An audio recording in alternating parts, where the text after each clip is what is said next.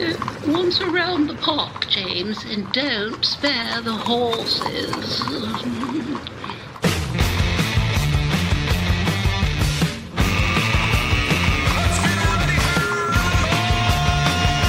It's showtime. Here we go. It is May the 1st. Welcome in. We've made the turn into the new month. And that's Queen Victoria off the top. So we'll be celebrating all the things Queen Victoria by the end of this month. Yeah, we're making the turn to summer. That's all right. It is On the Ledge, your Ontario Politics podcast. Welcome in. I'm Dave Trafford, and there's lots to talk about today. We will get into, I don't know if there's a suicidal tendency in the Conservative Party across the country or what's going on there, but boy, there's a lot of infighting going on one way or the other, and this is only 3 days after the fallout from the election. We'll also get into the question of the election of judges. The rant is just too good to ignore. Talk a little bit more about the school board situation here in Ontario, the number of jobs that are likely to be lost as a result of tariffs, and then Premier Ford responding to Mark Carney's win and now the Prime Minister officiel in the minority government. All right, around the table today, Kathleen Wynne is here, former Premier of Ontario. Tim Hudak is with us, a partner at Council Public Affairs and former leader of the PC Party of Ontario, and our veteran pollster and founder, producer, and host of the show, John Wright, is here. And Keith Leslie, unable to join us this week for our weekly edition, but Keith did sit in on our post-election recap. So if you want to have a listen to what Keith had to say about the fallout from the election, by all means, make sure you dip into the previous episode of that. All right. So we alluded to this a little bit, Tim, when we were talking about the post-election results and the Jivani rant against Doug Ford, I thought was remarkable. And we'll play the whole thing here because I thought, David Common was at Jivani's election campaign and his headquarters, and then was there for the event and actually for the speech, and then talked to him afterwards about it. So I don't know what was more incendiary, his actual speech accepting the win or the interview with David Common. But it was good. Fire, right? Right. So, but here's the thing. Our friend Sabrina and Angie at the Queen's Park Observer this morning publishing, in her newsletter. Now you've got Nick Kouvalis going at it hammer and tong with Andrew Scheer, and somehow Andrew Scheer wants to pick a scab and say, well, we got more votes in Ontario than Doug Ford did. And then Kouvalis comes back and, just use all kinds of invective and so on to talk about, how badly the Conservative Federal Party did and blah, blah, blah, blah. I mean, Tim, do you really want the feds picking a fight with a guy that here in Ontario has historically won 3 majority governments in the province of Ontario? No. Well, I'm just trying to think, what's that old expression, Dave, that you don't pick a fight with the media because they've got barrels of ink and paper. There's got to be a political version of that in terms of a very successful premier in Canada's largest province, who actually has a national profile as well. That's in pretty good shape right now as a result of his Captain Canada stint when we had a leadership vacuum nationally. Okay, so these are my people. I know all the characters. I find it a little bit entertaining though too, just to see the battle. Well, I heard you the other day talking about how y'all bring knives to your caucus meetings. Well, yeah, that's the joke I was going to say is something I learned early on. I'll start that. Every party has its chronic disease. I will argue the Liberals, it tends to be corruption that brings them down. The Democrats, chronic disease is ideology, and the Conservatives is fratricide. I learned early on that when I go into a caucus meeting, I should have my notebook. I guess I should have my phone, and then you bring a knife to pretty well every caucus meeting, just in case they come out, and that's happening big time today. I will say that I think this is, though, more personal than any conspiracy. I don't think this is about people motivating and clearing room for Doug Ford to emerge as, the next Conservative leader and Prime Minister, or the Premier of Nova Scotia as well. You know, I don't think Houston's angling that way. I think there's just been clashes between the warlords and their assistant warlords and their pollster warlord between the two levels. That they and I'll be interested what Premier Wynne has to say, and John too, but there's a particular breed that exists that's the warlord that wants to show they are the most dominant, smartest, the surest way, you know, to win an election victory. And right now, I think it all centers around that clash and leaders who didn't rein them in. Well, let's just listen to what Jamil Jivani had to say to David Common, because I think this is just the fuse that's being lit. It hasn't quite exploded yet. Doug Ford just went through an election. I have differences of opinion with him. I don't like how he's managed healthcare or education, but out of respect, we didn't say anything. Federal party, we didn't get in his way. When it was our turn to run an election, he couldn't stay out of our business, always getting his criticisms and all his opinions out, distracting our campaign, trying to make it about him, trying to position himself as some kind of political genius that we needed to be taking cues from. Was it him specifically? Was it his campaign manager, Corey, tonight? Do you see Doug Ford as a problem for the federal party in the outcome of this race? I see Doug Ford as a problem for Ontario and for Canada. I think he's not doing a great job in running this province, and now he's trying to exercise his influence over other levels of government, and it's not like this guy is doing anything particularly well. I mean, you did used to work for him. I did. I'm speaking from experience. I tried to fix problems in this province, and he kept getting in his way and all his goons around him all the time. They wouldn't make anything better, and now we're seeing him because this guy's a political genius because he beat Bonnie Crombie and Stephen Del Duca, and now we got to sit around getting advice from him? No. He has taken the provincial Conservative Party and turned it into something hollow, unprincipled, something that doesn't solve problems. He's glad-handing with Chrystia Freeland, having coffees and lattes with Mark Carney. And I'm sitting here saying we need to be fighting for change and something new and something different, not being a hype man to the Liberal Party. So, Kathleen, when the old line is, when your opponent is driving the tractor trailer off the cliff, just let him go. I'm just tempted to say, no comment.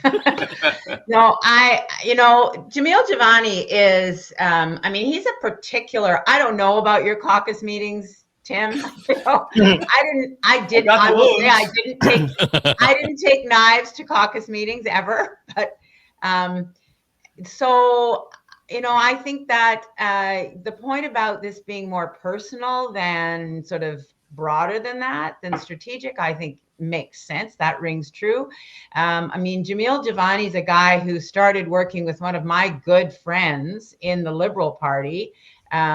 He worked with Michael Coteau, and then all of a sudden he's working with Doug Ford, and then now he's angry at Doug Ford. So I think he's going to float around, and he's kind of angry at the world, it seems like.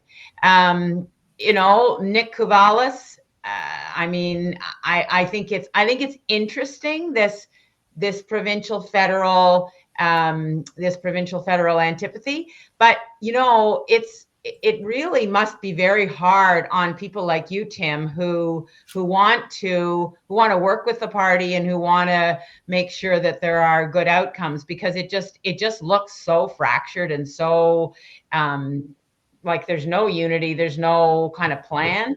And I know there's no plan. I know that we're in the aftermath of an election that every one of those people thought the Tories were going to win.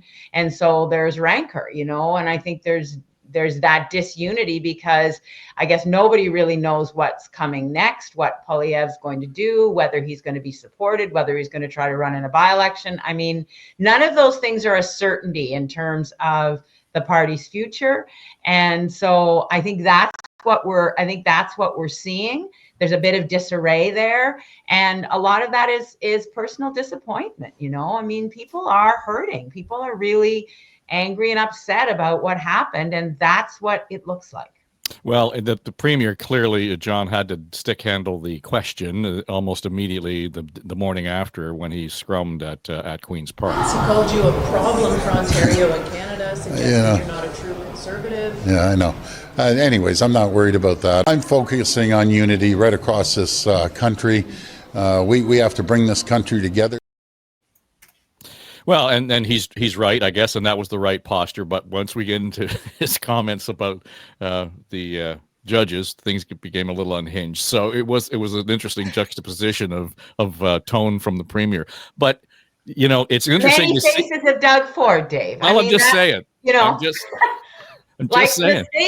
the statesman is kind of a learned behavior. Yeah. Because those first 2 years at Queen's Park, Doug Ford was all over the map, you know, and so he, through COVID and the teleprompter and then the crisis with Trump, there is no doubt he has put on a different cape, you know, and there's a different Doug Ford that comes to those situations. But the things we're going to talk about in a minute, you know, the provincial issues, the local issues where he loses his temper, like I think that's somehow the real guy who was elected in 2018, who was, you know, on a rant at City Hall when he was a councillor. And I think that's kind of core to who he is. Anyway, we can come back to that. But the many faces of Doug Ford, I think that's kind of what we're seeing. Yeah, well, John, I just think that on one hand, Ford's response was correct in terms of that high road response to Jivani.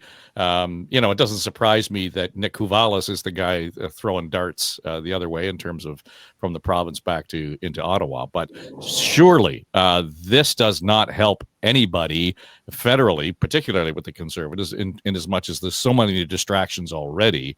But again, I go back to the point I made with Tim. You're picking a fight with the guy who might be the most popular Conservative in the country. I think this is all inside baseball to which people like us are paying attention to and no one else cares. Like I don't know how anyone outside of a small group of people are following a knife fight or more on Twitter between a former leader and Nick Kouvalis, let alone anybody really know who Nick is, what his character is like, or anything else. I mean, so setting that aside for a moment, I think that the premier dealt with it in the best way, and it was just kind of like he kind of smiled, smirked, and said, "Yeah, whatever," and moved on. You know, it's a bit of a warning as well about this particular individual, because he does turn the cannons inside. It's not just to the outside potential target, it can be inside as well. So I don't put much into this. I think that, you know, the highest level Conservatives are thinking about what the next steps will be. And I'm even a little, I'm surprised, but not totally, that we haven't heard from Mr. Poilievre, you know, since election night. But he's got to obviously consider what's going on. And then the second thing is, Michael Chong put in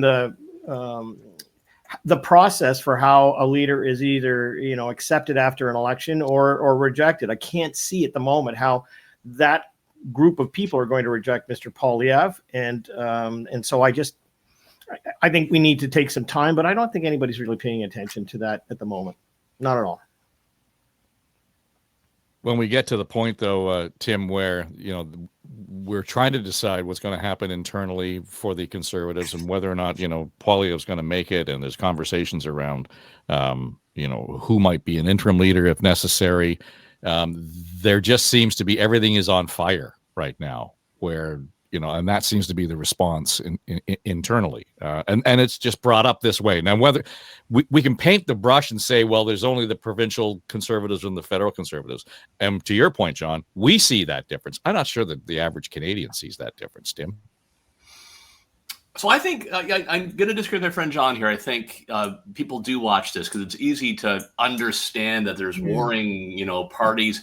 And these things are eminently clippable, right? Like fired up. So I think people watch it, but to John's more important point, does it have an impact now? Nobody's job is up right now, with the exception, I guess, of Poilievre's. We're not going to have a federal election for some time, and the provincial is 4 years distant. So it's not consequential. This is a fire, and folks are throwing gas on the fire because there's obviously been a lot of bad blood, you know, between the National Party and their second cousins, the Provincial Party, and the Nova Scotia, and some bully tactics from Poilievre. I still don't know why he didn't reach out.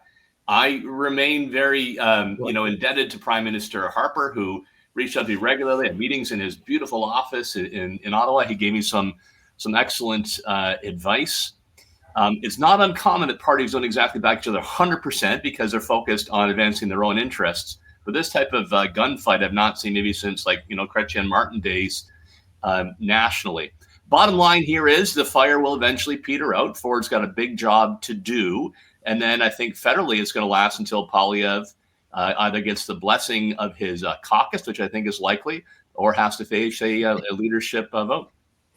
How much of this, Kathleen Wynne, we alluded to Chrétien Martin, so it's not just particular to the Conservatives. The Liberals have had their own, infights and knife fights to some degree, the way this is played out. And it's easy to say this will burn out in terms of media, but there are still people in the Martin and Chrétien camp who still, bear those scars and still talk about them as if they were fresh wounds. Yeah, I guess to Tim's point about the fire burning out and Poilievre deciding what he's going to do, because I think that must be what's going on. There must be, for him and his family, and then for him and his team, this is a time of reflection. But I think what's interesting is whether he is going to be able to emerge, if he actually is going to stay, if he will emerge and be able to bring the factions together. You're right. There are people who bear scars from all parties over time. I think that those antipathies die hard, but they can become secondary if there's someone who pulls people together and says, this is the path we're on, we're going down it together. And I just wonder if Poilievre can do that. I wonder if Pierre Poilievre actually has the capacity to do that, because I also wonder why it has been allowed to get to this point and to get to be this public, why he hasn't reached out, why there hasn't been some attempt to at least sort of paper over the differences between the provincial and the federal parties.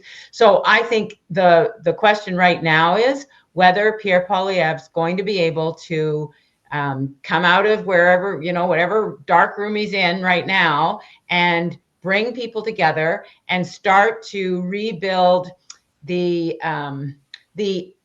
sort of tone of unity in the party. I think that's an open question right now.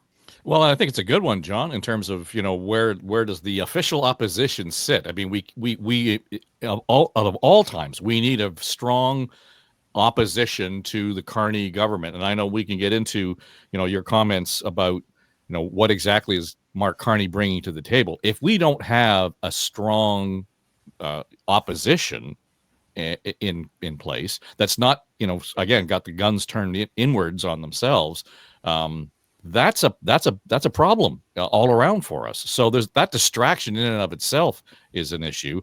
But is Poilievre the guy who can pull all of these people together and put the fires out?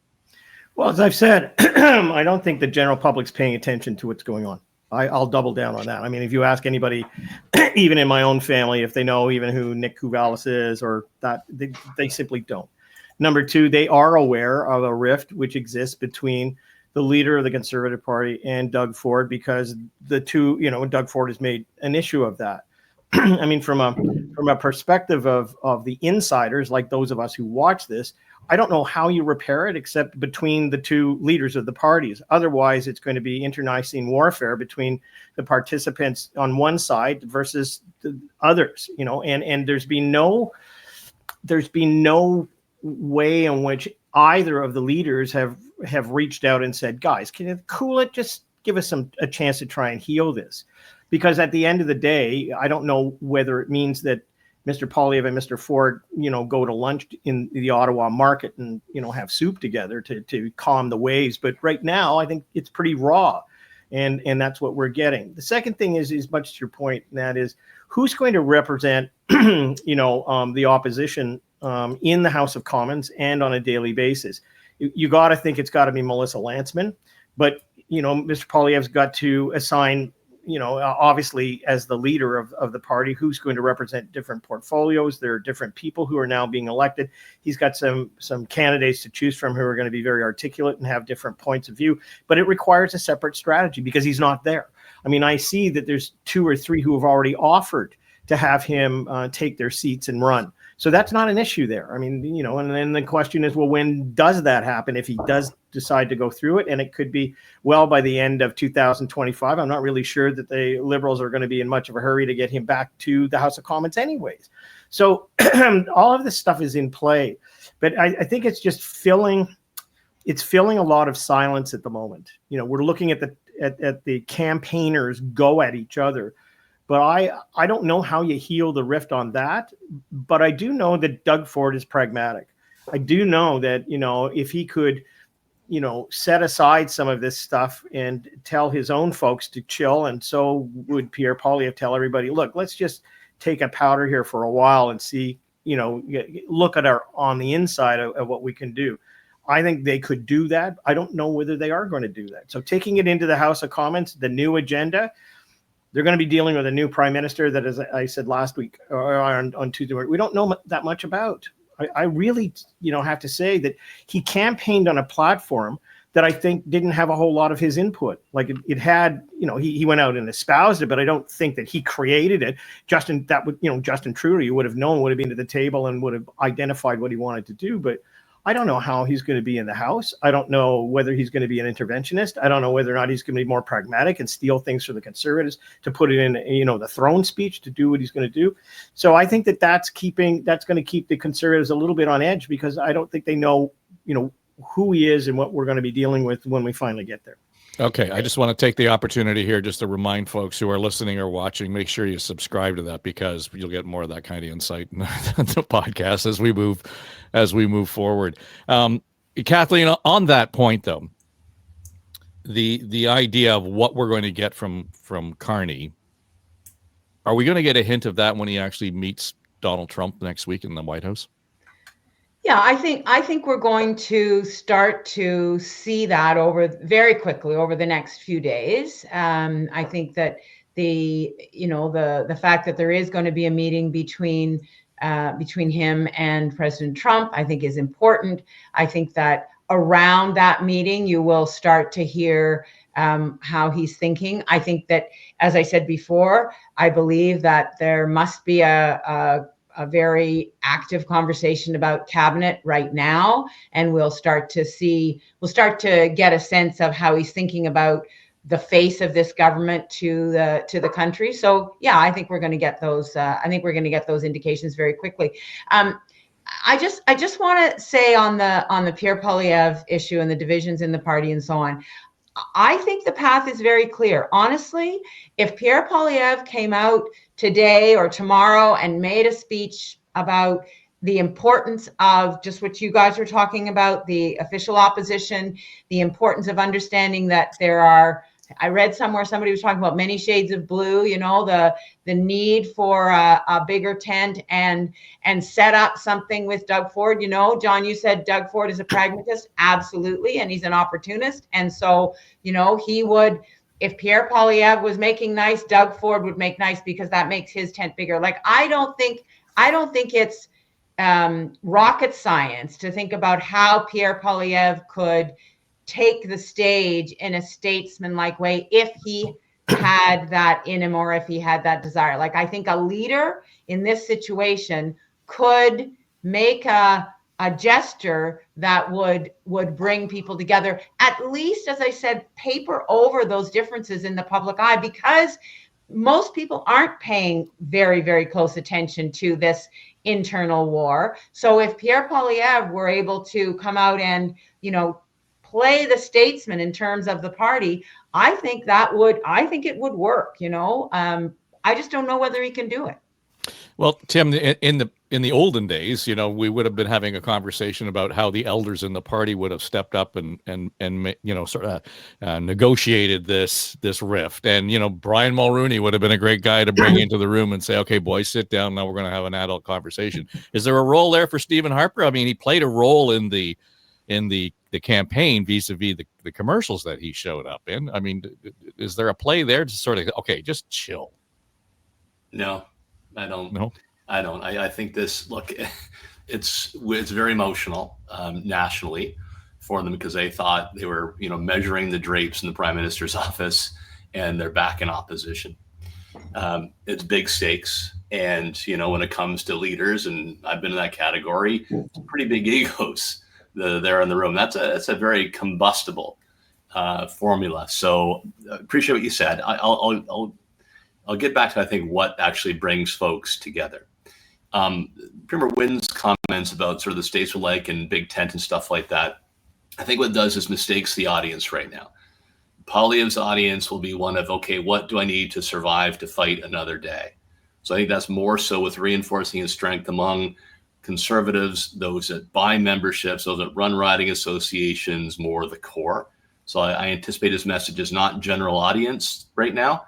It's very targeted to make sure he is returned as leader or maintains his leadership position. Okay. How do people come together at the end of the day? When you've got that much of a combustible mix, it's actually an outside issue that throws cold water on that with the sort of a stark reality. Let me explain by example. There's no secret there was no love lost between John Tory and Doug Ford. The Ford family versus Tory, goes way back. Those emotions were deep. There's a lot of animosity there. But because Premier Ford and Mayor Tory's fates were aligned to trying to relieve gridlock, reduce crime, getting the subways moving again, because they were interlinked, they were forced to get together because of the practicality of solving those issues. So I think this only way this actually gets solved, the depth it is when they actually have to work together on something concrete that ties their fate hand to hand. But I don't think that's going to be for a while. Yeah, well, I expected to your point though, Tim. There is runway there. It's not like this is again. It's urgent in the moment in terms of how we're observing this, but there are other things and bigger issues nationally that have to be kind of dealt with on the horizon. Having said that, if in fact Mr. Poilievre is not going to run in a by-election until the end of the calendar year, Tim, they need an interim leader in the legislature, right? And we've all thrown Melissa Landsman's name into the mix here, and just because it, as a deputy already. But it occurs to me that typically the interim leader would not take a role if we're going to run for leadership, and if the leadership were up for grabs, right? I don't think it's going to happen in that order. No, that's what I'm saying. So I think that'll be the tell. Look, I think. So that would only take place, Dave, I think, if Poilievre lost a vote in caucus under the Reform Act and there was a leadership, then they would have an interim leader that's actually in the legislation that would have to be named on the spot, who would not be a candidate. In the meantime, I think Melissa Landsman would be terrific as a spokesperson in Parliament. She's talented, she's smart, she comes across well. They need to appeal more into Eastern Canada than Western today. Plus, she's a Hudak School graduate. That's got to count for something. Correct. I would love to have her on my team. I'm thrilled with her success. I'll set aside that bias. And they've got to resist the folks around Poilievre, right? It's kind of can be a closed group. They got to resist the temptation to sideline Melissa or other people that are more, maybe more appealing right now out of jealousy or protect their leader. They want the best talent on the ice, and I think that's her. Yeah, Kathleen, I think that's the challenge, right? I mean, we're back to the big egos in the room and all of the political, plays in mind. But there is that issue of business as usual. Can't just be business as usual. We've got to move things forward. Yeah, absolutely. And I totally agree with Tim's analysis of the Melissa Landsman situation. And she would be like the leader in the House. And I think that would be the wisest choice for Poilievre to make. I don't think it precludes. I hear what you said, Tim, about the needing to reinforce the people who are his core support, but that doesn't broaden his appeal much. Anyway, I mean, that was the discussion throughout the election campaign. But I think turning to somebody like Melissa would exactly be the kind of voice that was needed. Now, she may need to temper her anger a bit sometimes in the House. But well, now she's got Jamil Jivani. She's got Jamil.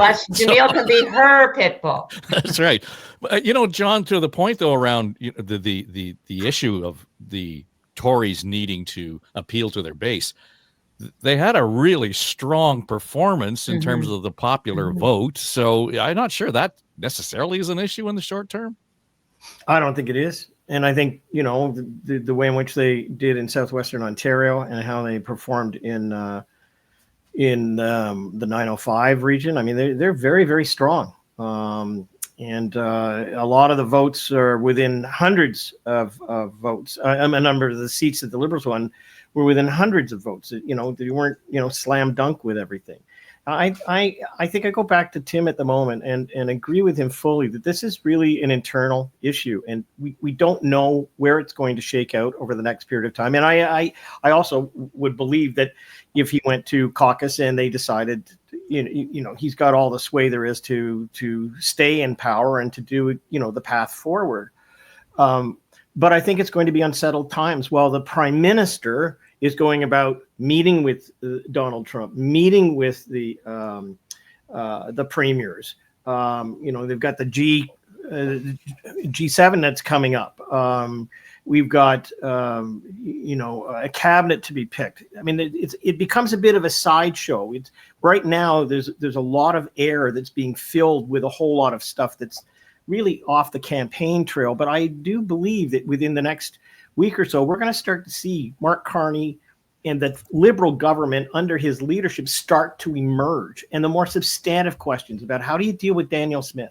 I mean, how do you deal with the economy, which they were saying now could lose 68,000 jobs in Ontario alone, and is going to already, the GDP is sliding in both Canada and the United States. The anxiety levels, I looked this morning, even in Britain, it's the lowest level of consumer confidence probably in 25 years. I mean, these are really big issues that are going to have to take stage, and we will be distracted from all of this kind of inside the beltway stuff and move on to the bigger issues. The question for the Conservatives is really, how do they settle that meeting with caucus? That's my view. And I think it's going to be a foregone conclusion that while there may be some opposition from the outside, I think Mr. Poilievre is going to hang tight. I think he'll be there. And his script is already determined. He already knows how he's going to play this out. But I think we're going to be talking a very different game next week when, in fact, we've got movement on the big issues of this country, and we're not talking about this. Okay, so let's get back to the issues at hand at Queen's Park. And Doug Ford was out in front of the media this week and talking about a variety of things, and not quite sure how he got onto the judges issue, but boy, did he take a tear. Boom. And we'll play the clip, and I want to come back and just provide some context on this because I think the media missed the point a little bit on this, Tim. And there's a lot of terrible, terrible bleeding heart judges out there. Something? If it happened to them, they might take a different look at it. And that's not a knock against all the judges, because there's good, qualified judges. We have great chief justices. Matter of fact, probably the best in the country. But the system's broken. We were democratically elected as a government. And I always say the legislature is supreme, meaning the people are supreme. When you get a mandate to do something, you can't have judges constantly overruling the government. Or I have an idea. And then again, I'm going to emphasize, not all the judges. I've said it 3 times.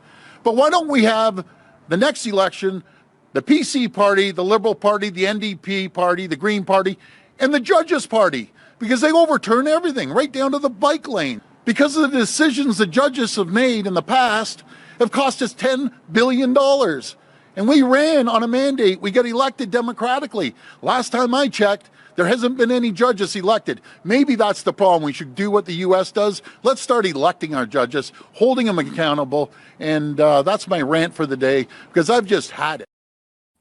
So is that the sound of the cheese slipping off the cracker there, Tim? What's going on? No! I love that guy. I'd vote for him 10 times if I could. I love that rant. I like it when we say ranting Doug from time to time, because what happens now, get it out of his system. And I think, just like we saw him rant not too long ago about people who are on welfare, sitting on the couch, not going and getting a job or making an attempt. And the facts were on disability or whatever, but the authenticity cut through. I think a lot of people agreed with the sentiment. And I think a lot of people agree with the sentiment right now that something has gone wrong in our judicial system. Now, do I think Doug is actually sincere that he wants judges to be elected? No, that's just part of the rant. But does he want legitimate reform? I think so, and I can't blame him. Look, there is no constitutional right to a bike lane. This makes me, here's the Hudak version of the rant, I guess, as well, right? Like, for the judge to say he needs to look at the evidence behind Parliament's decision. No, Parliament decides, they're elected to decide. If you break some sort of constitutional rule or the charter, okay, that's judge's territory, but show me bike lanes. And then when you see judges say that the province doesn't have the right to reduce municipal council, and they say that the province doesn't have the right to freeze wages, I think this has gone way beyond what the intention was when the charter was brought home in the 1980s. So I think the Premier is right on principle, and I think a lot of people would agree with him. Kathleen, the whole rant started about bail, too. I mean, that was the issue, about people being let out early or let out on bail and then, repeat criminals. So it's all over the place. But at the same time, I think it's a rant that a lot of people can find something that they like in that rant. There was a minute and a half there that we showed. It went on a little longer than that. But there's something in there that most people can point to and say, that, oddly enough, is reasonable. Oh, I guess so. No, huh? I have to say, guys, this man gets away with things that other humans in a similar situation would not get away with, because I think for a number of reasons, nobody really expects him to be a thoughtful policy wonk, right? Nobody really expects him to give a reasoned, rational argument about bail or environmental protection or education or anything, quite frankly. Operating from his gut is what people expect him to do. So the presence of evidence, the objective kind of evaluation of issues, it's not what Doug Ford does. And fine, it's gotten him elected 3 times, and that's great. Is it good governance?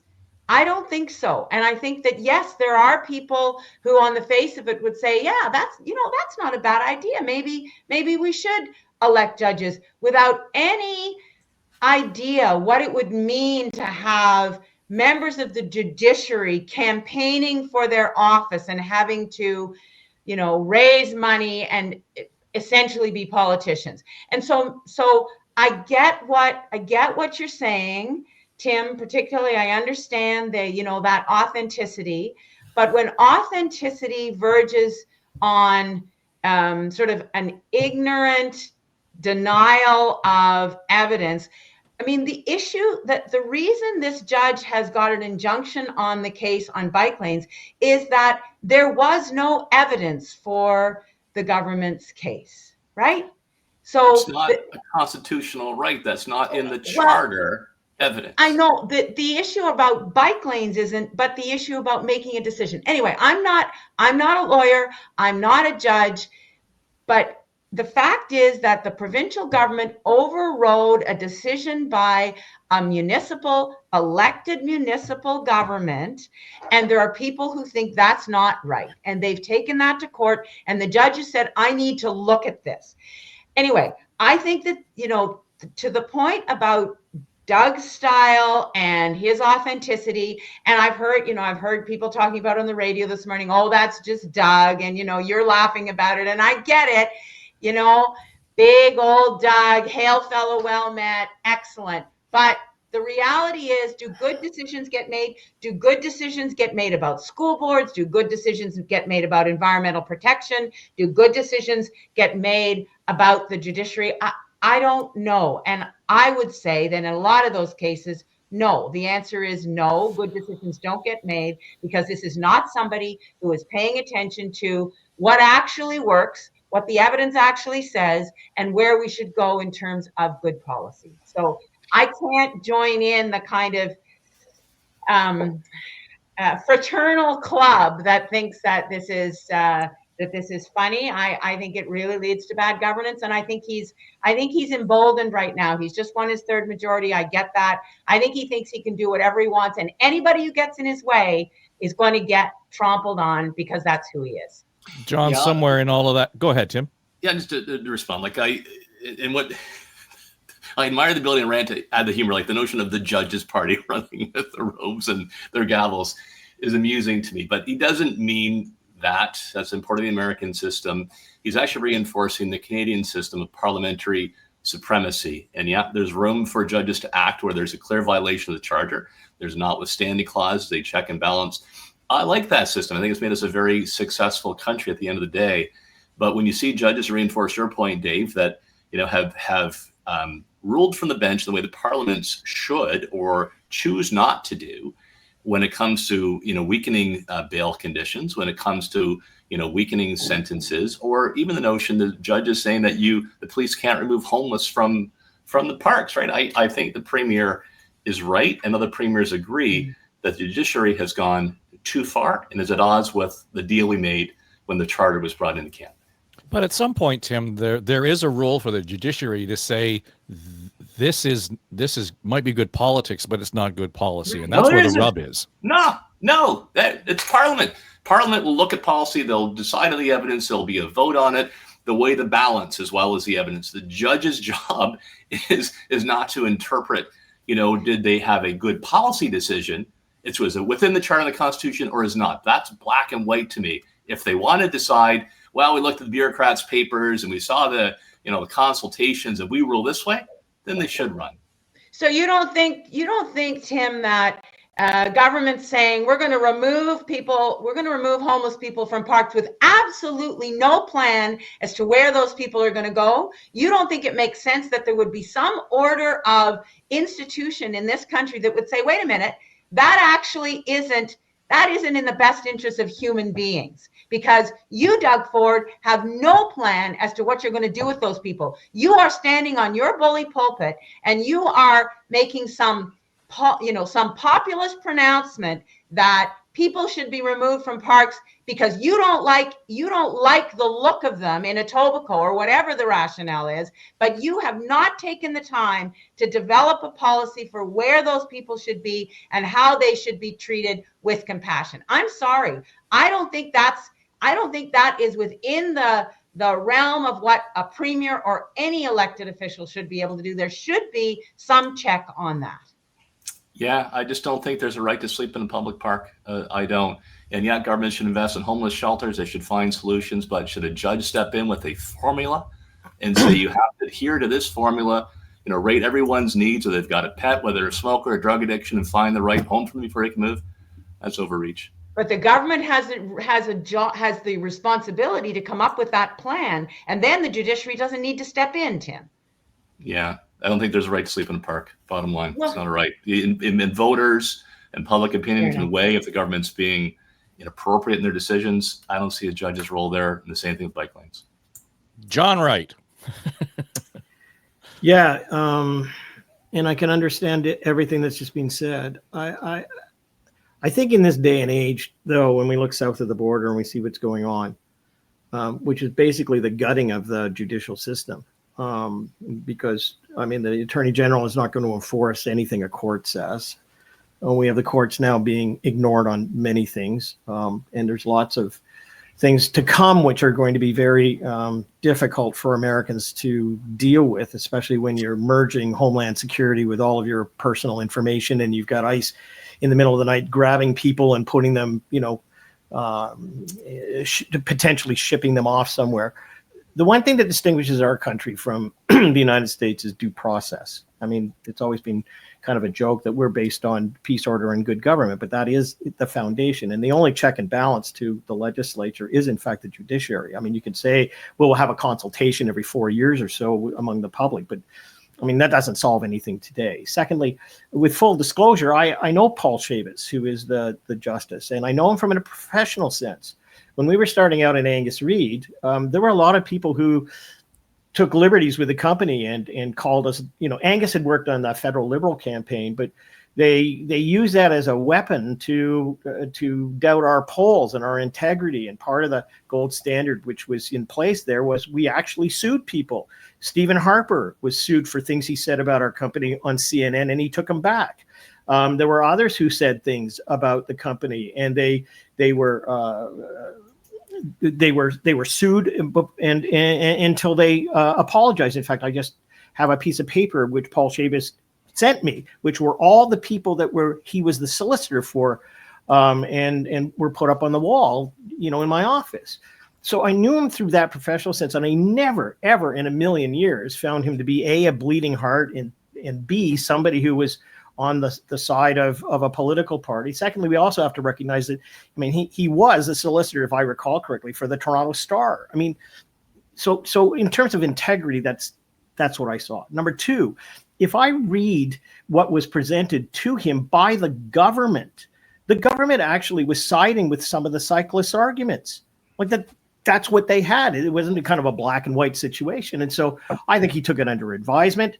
If you're having the government saying, yes, there could be problems if we remove this, cyclists could be put in danger. And if that's the whole point of what it was, what's he supposed to do? So the government had in its documents things that agreed with the other side. And he simply said, I'm going to take the pause now and I'm going to rule on this. Thirdly, it may be that he comes out and says this is not a charter issue whatsoever. And so we go to that basic due process.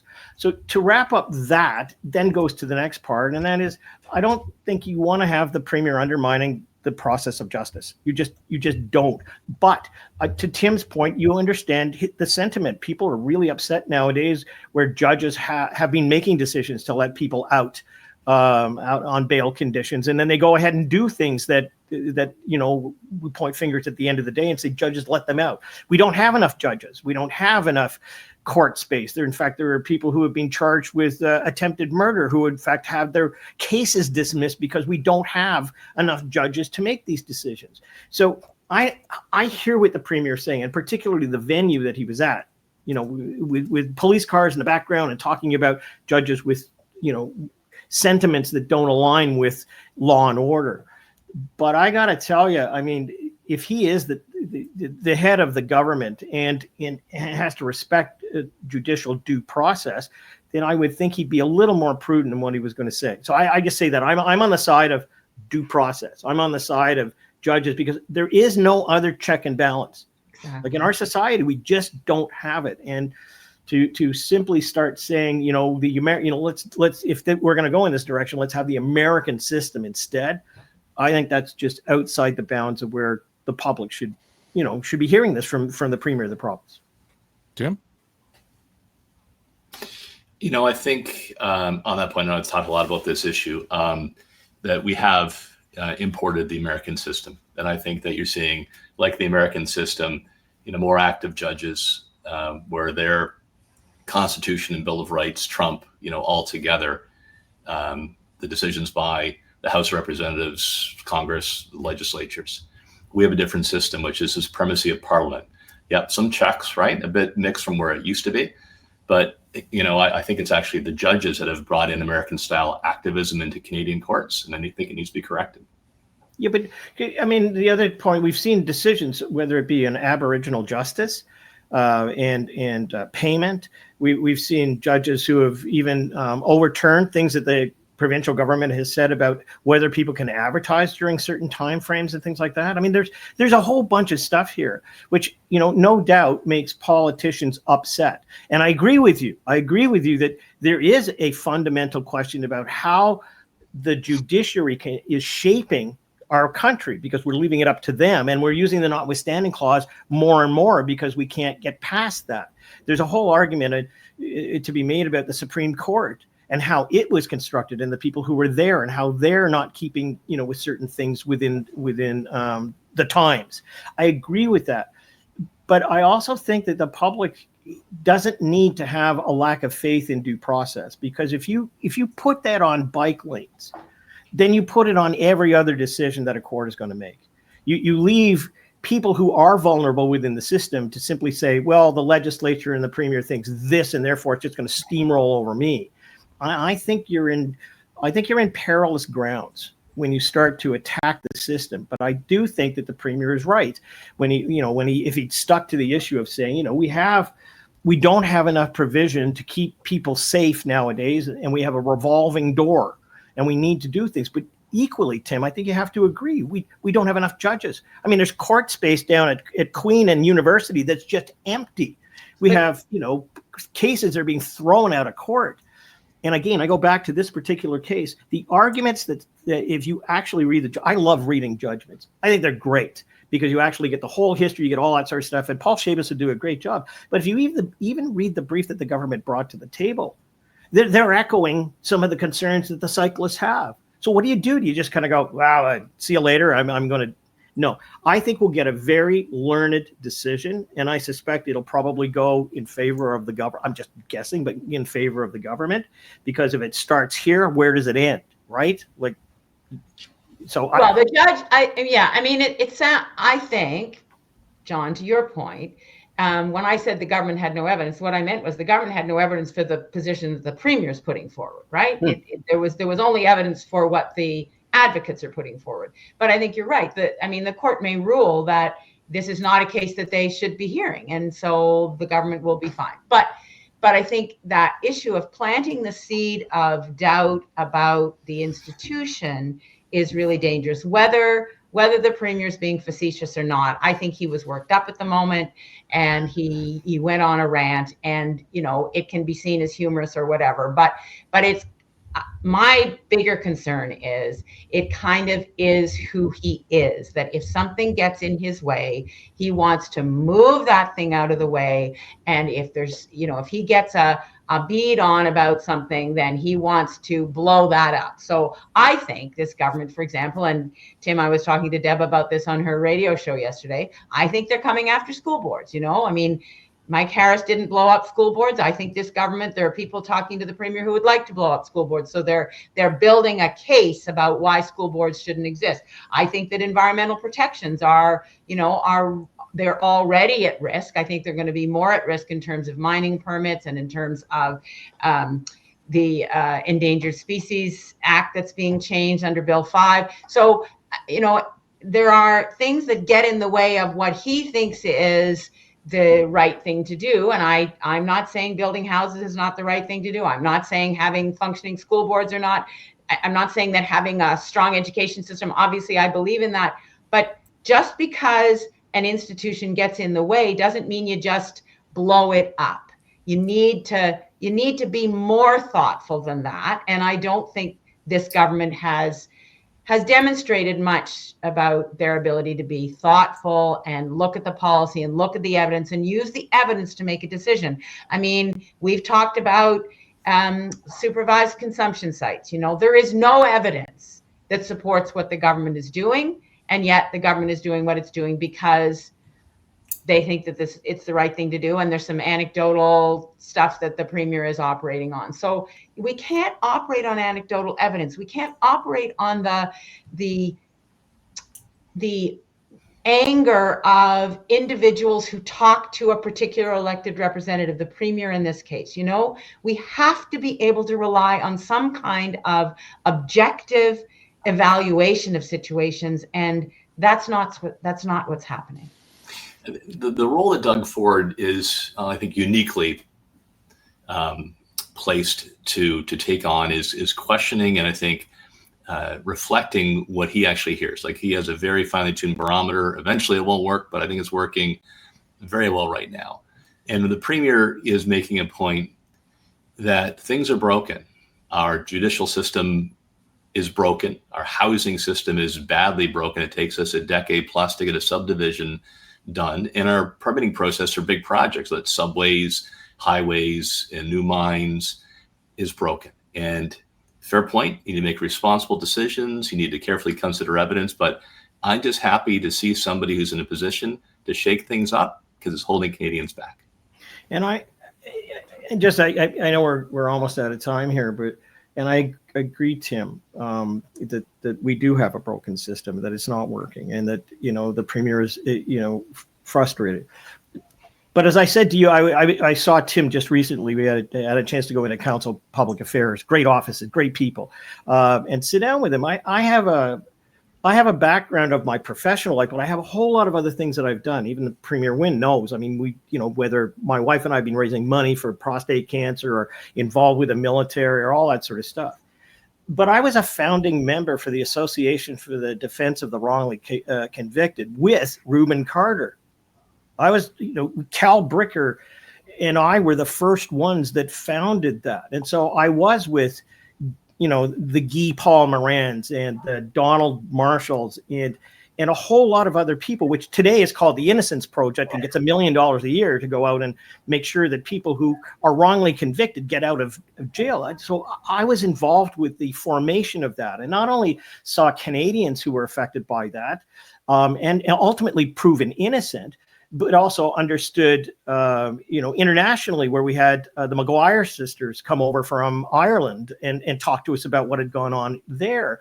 So my own personal position is which is divorced from my professional view of the world, is that this is a very precious system.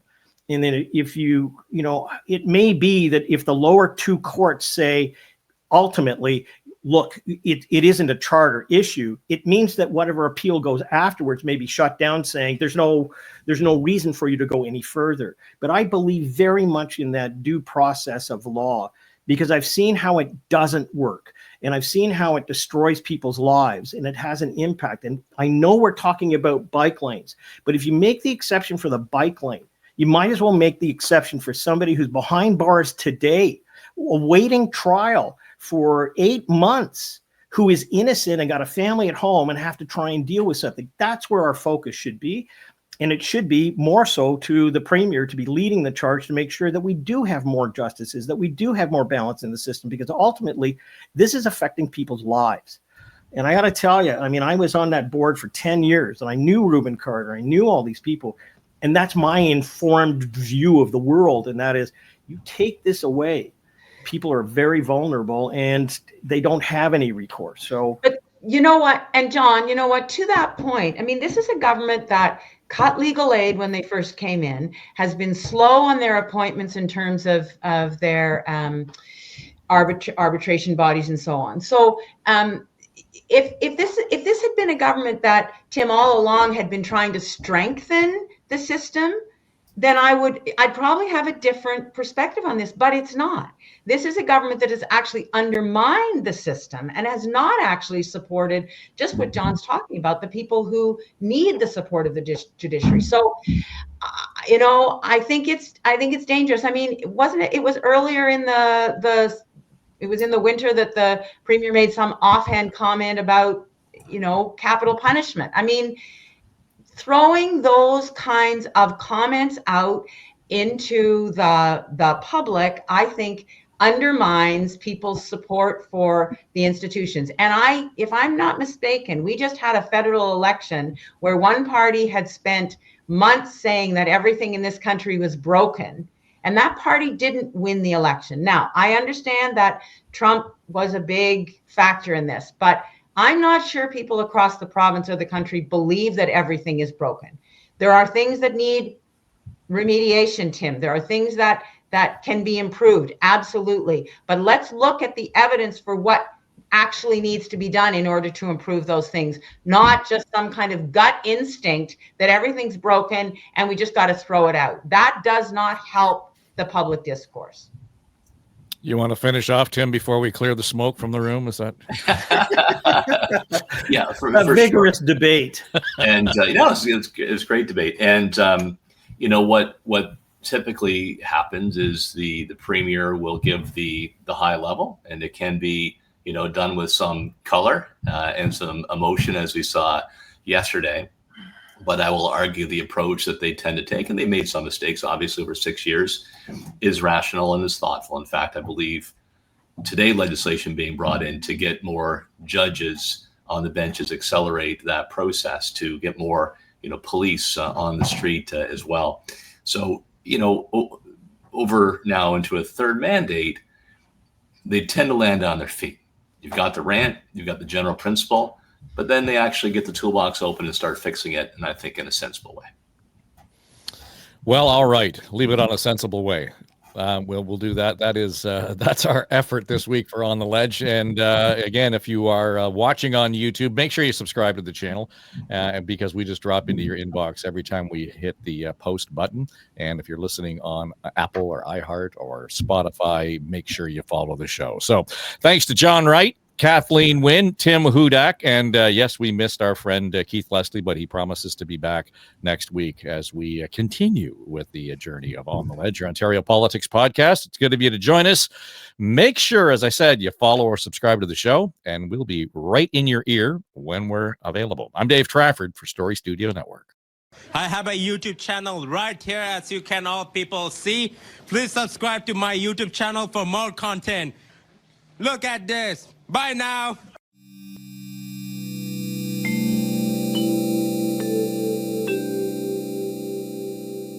This is SSN. Story Studio Network.